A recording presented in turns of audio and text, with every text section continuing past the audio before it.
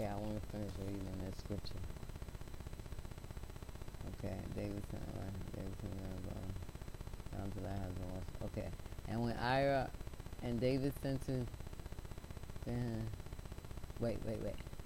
Okay, and David sent messengers and took her, and she came in unto him, and he laid with her. Trying to get that sound out. And he laid with her, for she was purified from her uncleanness. I was trying to see if that meant that she was not a virgin. But it's not saying it in here. Okay, so let's go on.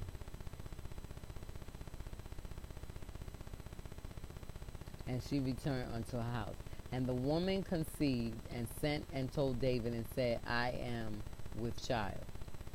And David sent to Joab, saying, send me Uriah the Hittite. And Jehiah and Joab sent Uriah to David. And when Uriah was come unto him, David demanded of him how Joab did, and how the people did, and how the war prospered.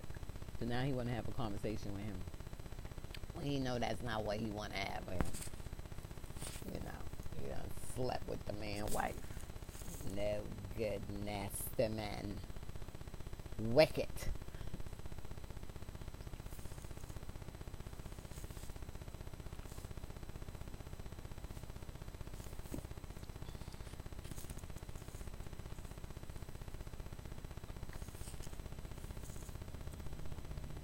My vitamin. Okay, so I'm going. And David said to Uriah, go down to thy house and wash thy feet. And Uriah departed out of the king's house, and there followed him a mess of meat from the king.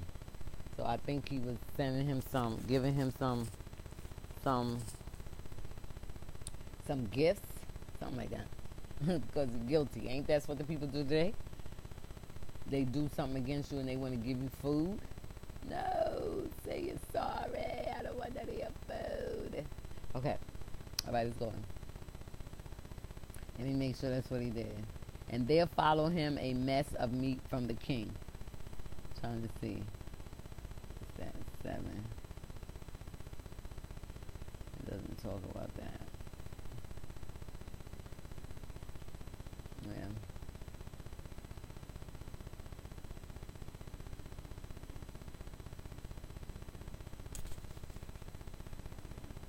Okay, so it doesn't really say. Let me see.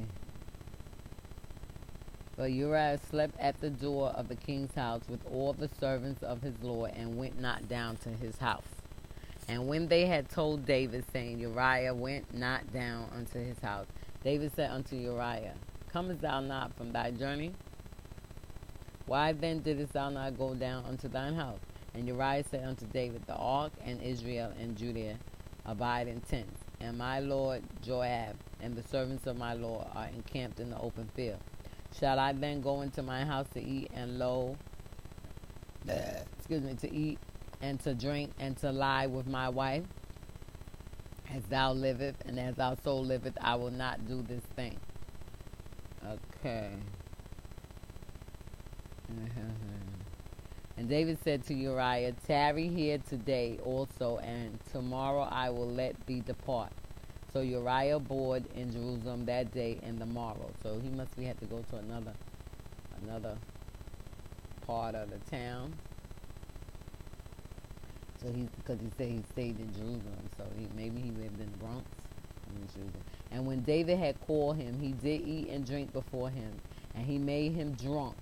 And that evening he went out to lie on his bed with the servant of his lord, but went not down to his house. Again, he didn't go.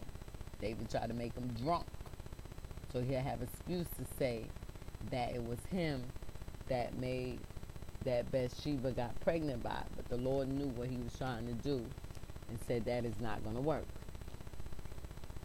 Excuse that sound. Okay, let me hurry. All right.